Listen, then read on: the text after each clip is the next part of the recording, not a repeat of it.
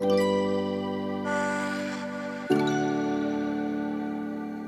experiences is bringing a new social innovation program into the community. Something that's really unheard of, that we really need in our community. I started this program because of my own experience in life. And I wasn't educated. I was very disconnected from my own family, from my own community, and even from the whole system itself, Oceanside itself. The whole idea is to bring as much wonderful people together, to really have a support system for not only our youth, but also our homeless people, or just our working families itself. I'm on a mission to educate, to heal, and to support our communities. The more we smile, the better we live. Events like this are highly of importance. I mean, it brings awareness to people that don't have this information or not really aware of what's happening out there. It brings people together from all aspects and really have that conversation, a real raw conversation, a human conversation, and how do we come together as a team, as a city, as a community. So our last group of speakers understands that they stand between you and lunch, but that does not mean that what they have to say is not extraordinarily important. And in fact, they actually carry the basket of hope. So they again will introduce themselves, they have much to say, and will process right before lunch. So give them a hand in advance, please.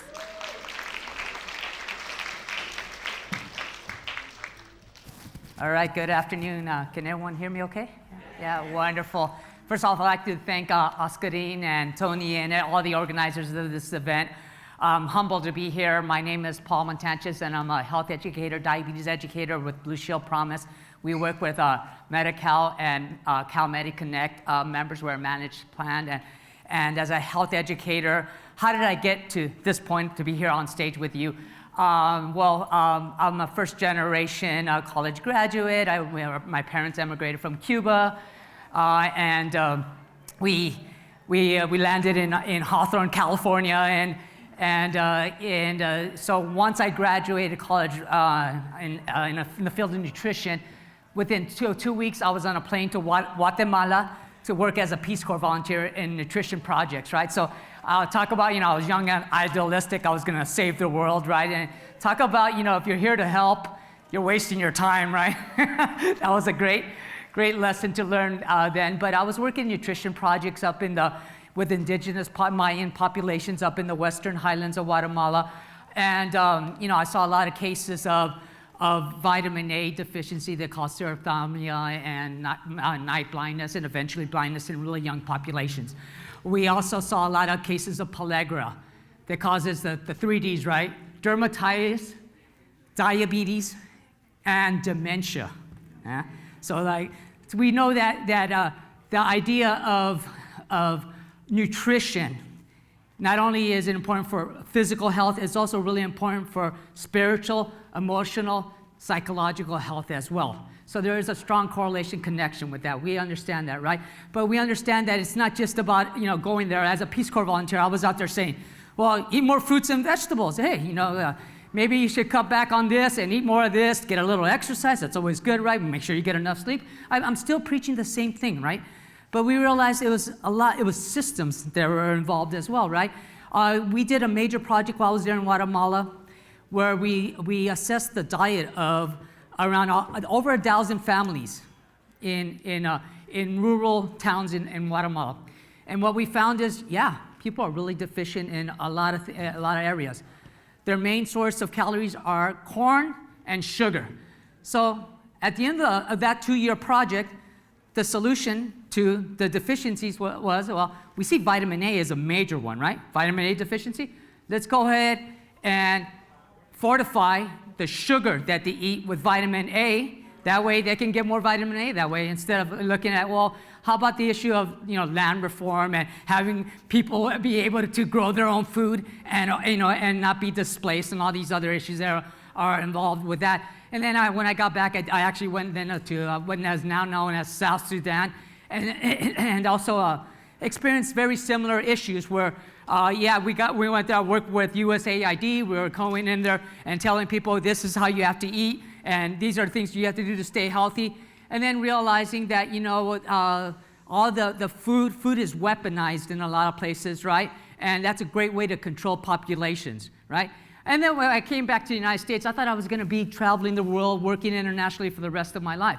Then, I fell in love, I got married, all that good stuff. And then I realized there's enough need here in the United States. You don't have to go nowhere to find it, right? I started realizing we're probably the most malnourished country in the world, without a doubt. Well, how can that be? Well, we have this issue of overconsumption and obesity and stuff like that. Yeah, that's part of malnutrition as well. And we know that malnutrition affects this, communities that are of color and are historically oppressed communities, right? So, as a diabetes educator, one of the things that is the saddest working with our population is seeing younger and younger people living with type 2 diabetes, which we used to call adult onset diabetes when I first became a diabetes educator, but you can't call it an adult when a 12-year-old is getting adult onset diabetes. Now we change it to type 2, type 1, right? So this idea of what's going on, they say that by 2050, 1 in 3 Americans, people living here in the United States, is going to develop type 2 diabetes, right? Well, it has to do with what we're putting into our body, and that affects our health, our physical and mental health as well.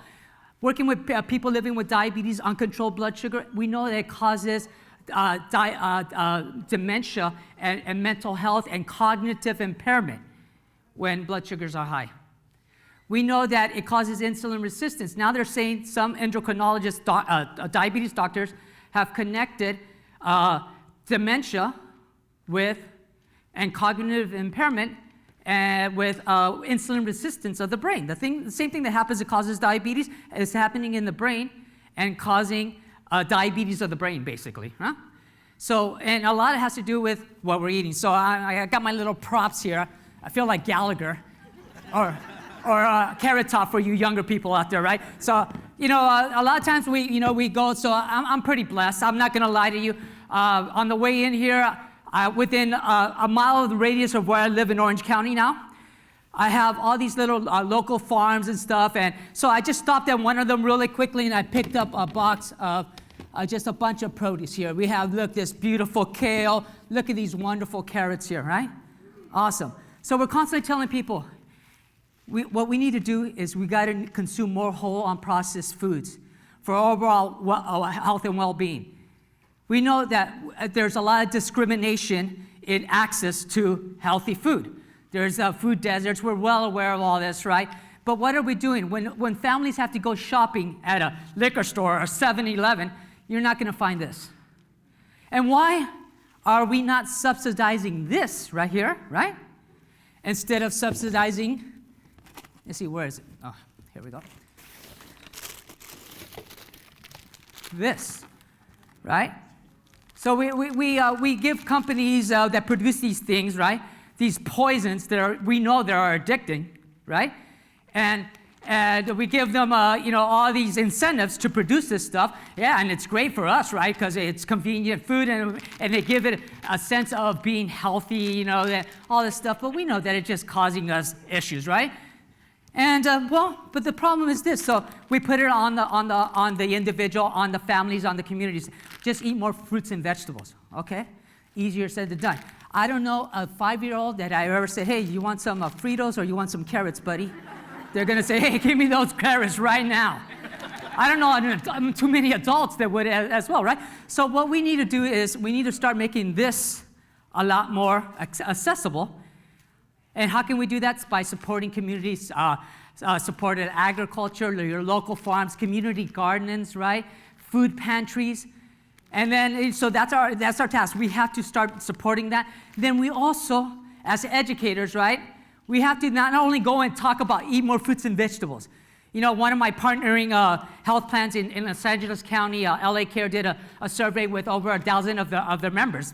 And they found out that 31% of the respondents did not have one serving of fruit or vegetable the day before. That's a far cry from the 5 that we're always preaching, at least 5 servings of fruits and vegetables. Well, how can we do that? We need to start making this more readily available and affordable. And then we also have to then try to make it taste good. We got to go out there and do cooking demonstrations and bring everybody to the table, right, and say, hey, how can we start making this the norm? And break the addiction to this stuff, right? So I think it's a monumental task, no doubt about it, right? But it starts with us, right? It's like, I love the whole idea of love fixes all. The truth is, it's a great, it's been mentioned already, it's a great starting point. But the fact that we're all here, we're all at the table, maybe then we can show love by I think one of the best ways to show love is by feeding somebody, right? By giving them nutrients, right? So, and that's historically as humans, that's how we gather around the dinner table, we gather around the fire, right? And we share the love by giving somebody nurture. Here, Oscarine, this is for you, buddy. I love you. That's why I'm giving that to you, right? That's how we can do that. So let's go ahead and start working towards that, right? How do we do that? It starts with ourselves. First, we come to the table. Then we bring in our family. We bring in our community. We work together. And then that way, the table is not just this table. It's our breakfast table. It's our lunch table. It's our dinner table, right? We've got a lot of work to do, but I think, it's definitely worth it. One of the saddest things, again, is having a 10-year-old, 11-year-old already with major insulin resistance with prediabetes, and then we have to think like, okay, well, we're going to give you metformin 500 milligrams twice a day. That's going to fix your problem. It's not. Or it's like, well, you're lazy, you're not getting enough exercise, you're eating Doritos and drinking soda all day. Well, give that person a better option, and let's help them to, at a young age, to start making these healthy choices and making those choices the norm. Anyway, with that, I know that we're short on time. I appreciate your time and your invite.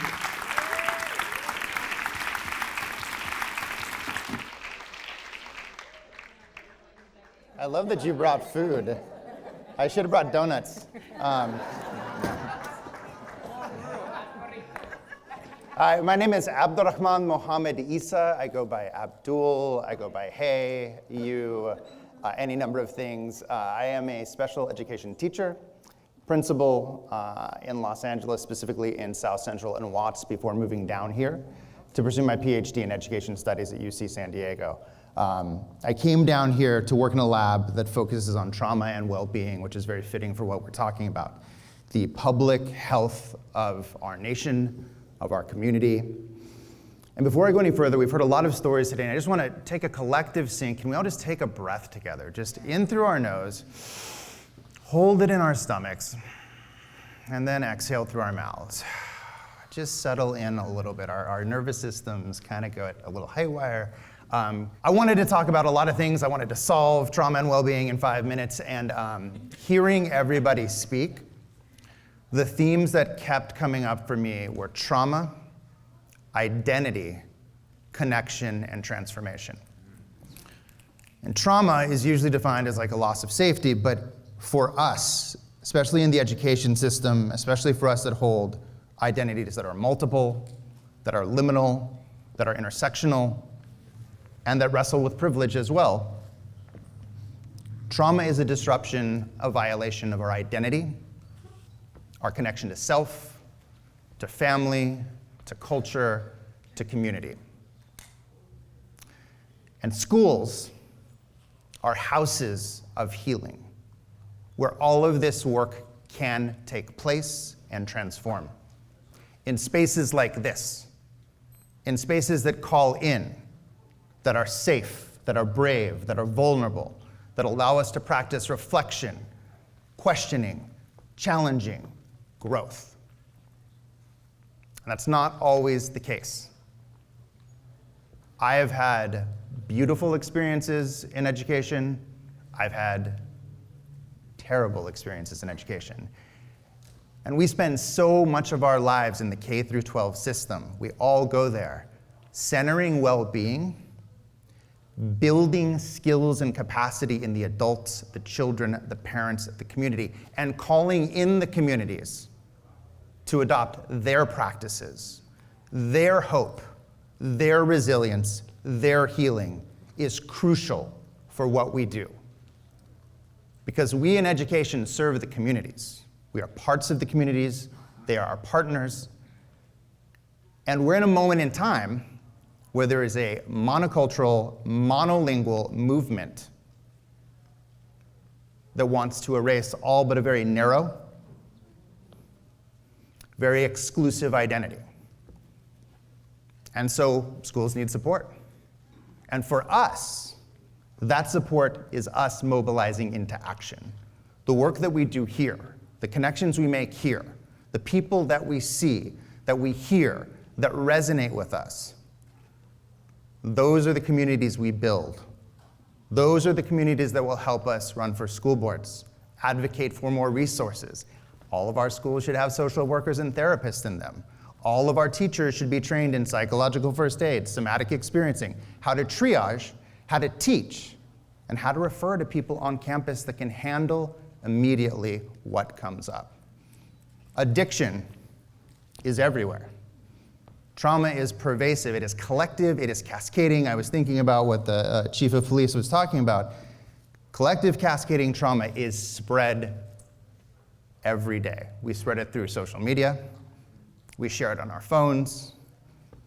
We don't always look at funny things on TikTok. Sometimes it's really depressing and graphic. That access is beautiful to one another, but it also can be misused. And so schools have the opportunity to educate on how to navigate those systems, how to empower and find agency in our youth who are wrestling with so much. Being alive right now is hard.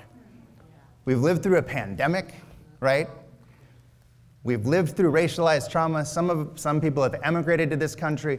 The lived experiences of our lives have been passed down. Trauma is intergenerational. We know it gets passed down, right? But we know hope, resilience, joy, and excellence also get passed down. And we all hold those. So for us in education, our job is to facilitate the experience and support the growth and healing and actualization of others. And we have to do that together. So thank you very much. I would like to right now, if you will, indulge me a little bit. I would appreciate it. Can we all stand up for a second, please? We've been sitting a long time, right? Been sitting a long time. It's gonna walk you through a short exercise that anybody can do, right? I want you to just tap on your chest as you look around. Look for what's safe. Look for what your gaze lands on. That's a resource. So love for me caught my eye as soon as I walked in, and that's my anchor today. I'm feeling anxious, I'm feeling something, I'm gonna look at love, right? And just repeat after me a little bit. I am safe. I am known. I am loved. One more time. I am safe. I am known. I am loved. I love that. Thank you so much. So now let's just stretch out a little bit. Give ourselves a little hug. We're going to move around a little bit. This is just get in motion. Start to feel your body. Sometimes we dissociate. We're sitting too long. Something triggers us. Move around a little bit. Cross and uncross your arms. Take another deep breath. I think it was T that did a little washing off. Get rid of what you don't know. You don't need it, get rid of it. And then let's sit back down, and I'd like to just close our eyes and sit back down. I'm gonna close my eyes as well. Hopefully I don't trip over anything. Well, let's close our eyes. Take another long, deep breath in, and I want you to picture the person in your life that cracks you up the most. Who is that person? Think about that person. Think about their beaming face. They're telling you something absolutely ridiculous. Like, I can see my wife running up to me like, look what I just found on TikTok. And it's like, I love that, thanks. And think about that person. You're walking towards them. They're looking up and beaming at you. This is the person that just does it for you. Give them a hug. And then what we're going to do collectively, when we're done with this conference, either at lunch or afterwards, we're going to call them and tell them we love them. Connection is medicine. Connection is transformation. Connection is how we get this work done. Let's open up our eyes. Am I good to go? All right, I'm going to wrap it up because I know we're pressed for time, but thank you so much for having me, and thank you, Oscarina.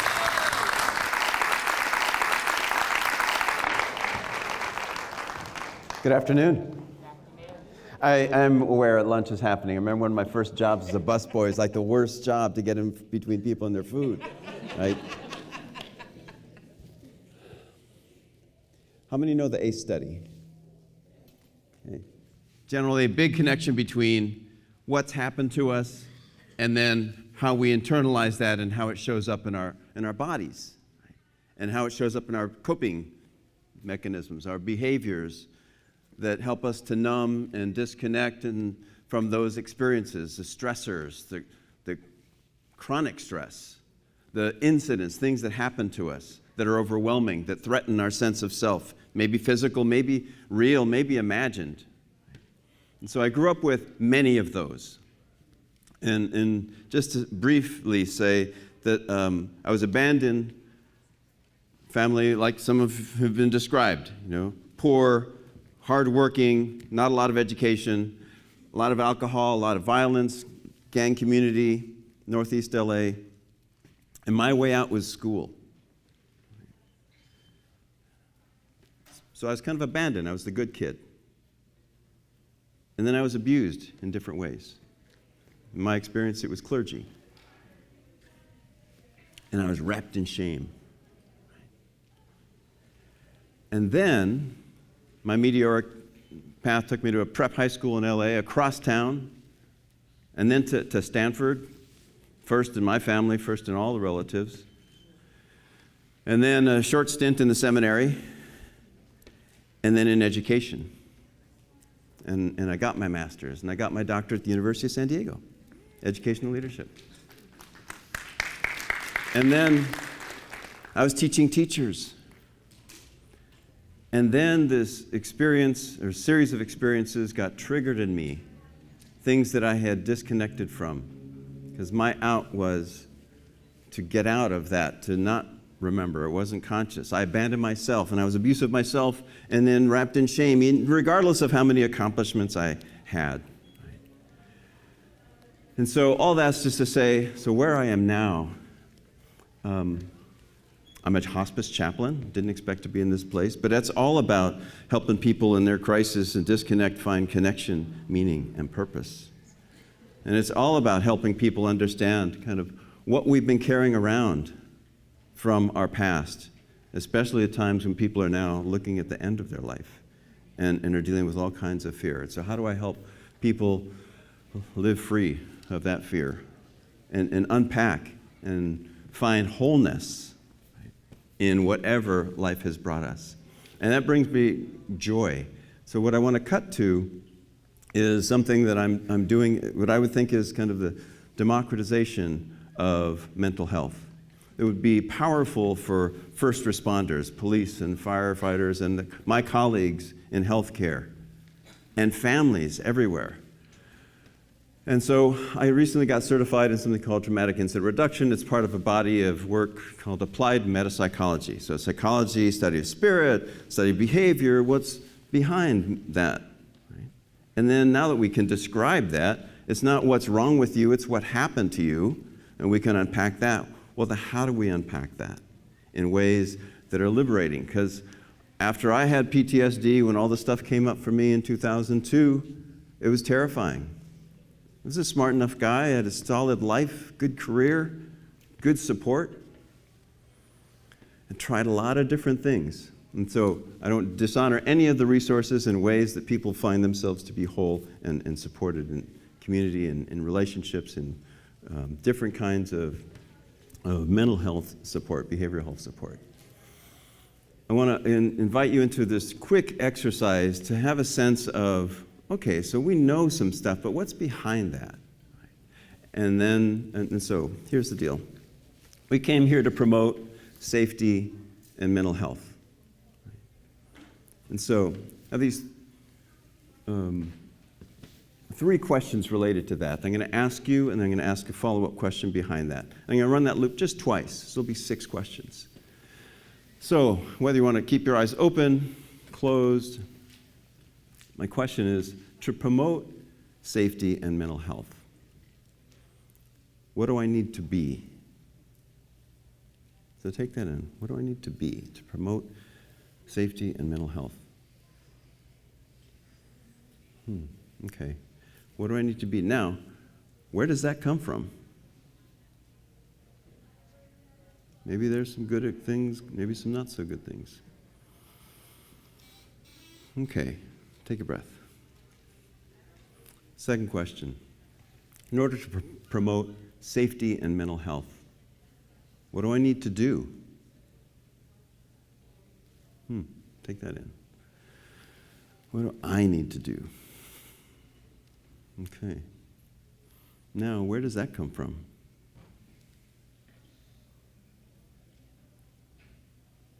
Maybe it's good, maybe it's not so good. Evaluate that. Okay. In order to promote safety and mental health, what do I need to have? What do I need to have? What do I need to have? Okay, whatever you come up with, where does that come from? Maybe it affirms, maybe it raises some questions. We're in that loop one more time. In order to promote and see what else is there, right? We don't often slow down. It's like I say, we don't ask ourselves how you're doing and actually expect an answer. We don't ask ourselves how we're doing and really expect an answer. In order to promote safety and mental health, what do I need to be?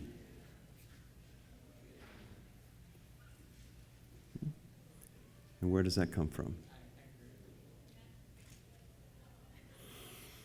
In order to promote safety and mental health, what do I need to do?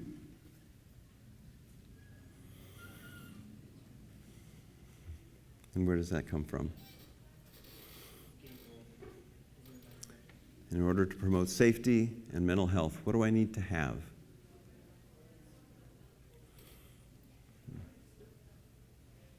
And where does that come from?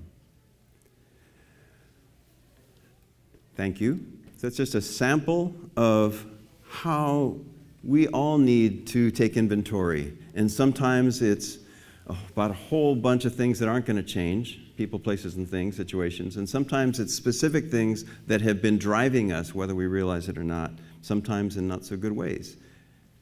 And so I'll send out information about future kind of resource that would be helpful, trainings. And for now, I'll just invite my colleague to join us. Thank you. And you have been so patient and respectful. And I don't know if it's just me, but I smell food. I know. And it's the worst thing to be the last person to speak. So I will be very respectful. So first of all, I wanted to introduce myself. I am Rosana Lozada. I am a LCSW, which is a licensed clinical social worker. I have the privilege of serving as the CEO of Harmonium, and we provide services to children 0 to 25 and their families. I am a mother of 3 adult children that I love very much. I am the daughter of Genaro and Celia Lozada, and I am the descendant of the Olmec, Mayan, Inca, and Aztec people. So with that,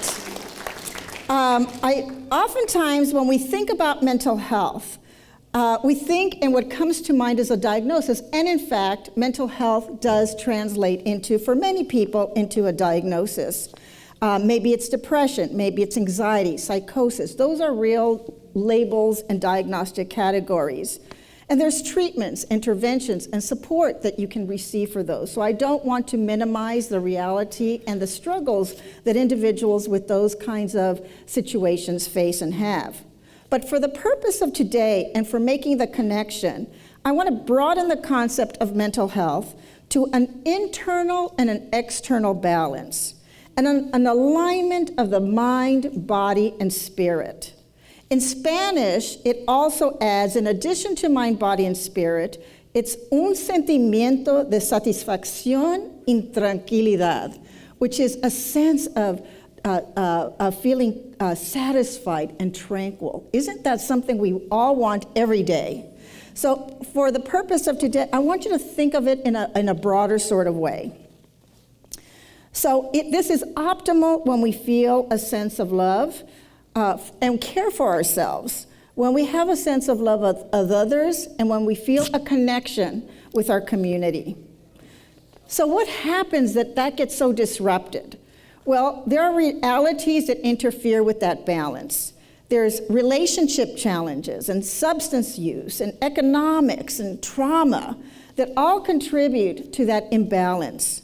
It is not, well, one of the things that has happened that every single one in this room can relate to is COVID and not having access to care. And if any of you here in this room felt the discomfort of COVID in some way, I want you to sit with that, because that is what many people, BIPOC people, have experienced all of our lives, some portion of that. So if there's any question of what that feels like, it unites us in many ways because it makes it more real. It's not those people, it's all of us that get connected.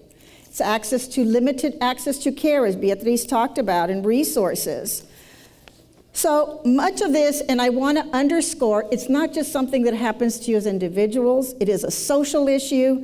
It is something that is really driven by the root cause of racism, oppression, and social injustice. Let's not pretend that that exists, and let's not forget that that really drives a lot of our experiences. I just want to say all of that to validate, because it's the truth for all of us in some way or another and shouldn't be tucked away or forgotten. All of these feelings and emotions are real. They jar our sense of safety. They can immobilize and freeze us and confuse us as to what is the next step we need to take. It creates anger and frustration and even a sense of hopelessness. So how do we disrupt these feelings and emotions to regain our balance? And so how do we face our realities, which is our truth, and honor them, and also look at other alternatives that are available to us? So how do we regain control? How do we take control? And how do we know we always have some level of control, even when it doesn't always feel like that's the case? So we acknowledge our experiences. Don't feel like you have to tuck them away and say, oh no, it's not that bad. If it feels bad, it's because it feels bad to you, because that is your truth and no one can take that away. Even in the face of adversity, we can all look and search for joy. And I think that had been discussed today in a number of different ways. Value yourself. And I circle back because I never talk about my parents, who I just have both passed away, but I love so much and I honor them. How often, I never talk about my background. I don't do these presentations and say anything about me, but who I am is who I bring today in my soul and spirit and in my balance. And I invite all of you to honor your heritage and what you bring, and not to listen and to buy into that's negative or to feel like you're less than, because who you are is part of your history, and we should be celebrating that heritage and honoring all of that aspect of who you are. And embrace that heritage with pride. It honors who you are, it honors your emotions, and it helps us decide how we want to move forward in the future. And finally, and I think this is what we've talked about all day, is to build positive connections in its relationships, to shift our heart and our head and our soul and our spirits. And everyone has come together today, I think, in many ways for a common cause of connection and a belief that things can be better, a belief that we can all contribute and work together to make our communities, our family, ourselves, our families, and our communities stronger. So with all of that, I just want to say to believe in yourselves, and working together is really a collaborative process. Believe in your experience. Honor what you have experienced in your lives. Mental health is about wellness, and wellness is something that we all are entitled and have a right to achieve, and it really starts within. But the message from within is oftentimes influenced by the external messages, and we can regain our control by ensuring that those negative messages, we're paying attention to them. And we're redefining that, because every single one of us in this room, all of you, deserve to have, maybe not all the time, but every day, at least moments where you feel centered and cared for and loved and a sense of joy. And that's about mental health and a sense of being well. So thank you.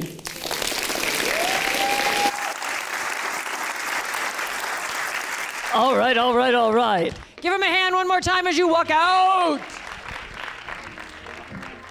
Welcome, everyone. Although I'm saddened that I'm not able to be with you today to participate in these critically important conversations, I am working every day, as are many of you, to change the way that we imagine and create healthy, safe, and vibrant communities here in San Diego County.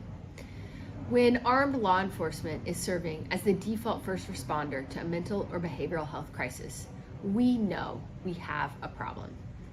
When the largest provider of mental health services in San Diego County is our jail system, we know we have a problem. When taxpayers are spending twice as much money to incarcerate someone with mental health needs as they would spend to provide housing or treatment, we know we have a problem. But by joining together and having conversations like the ones taking place today, we can uplift solutions that deliver real results and real change for our communities. Solutions don't happen in a vacuum. Our best ideas stem from collaboration and working together. So I'm asking you to take a moment today to talk to someone you don't know from a different industry with a different background and share your ideas with each other and then share them with my office. Thank you for all that you do. Thank you for being part of the solution. I look forward to working with you to create a healthier, safer, and more prosperous San Diego County.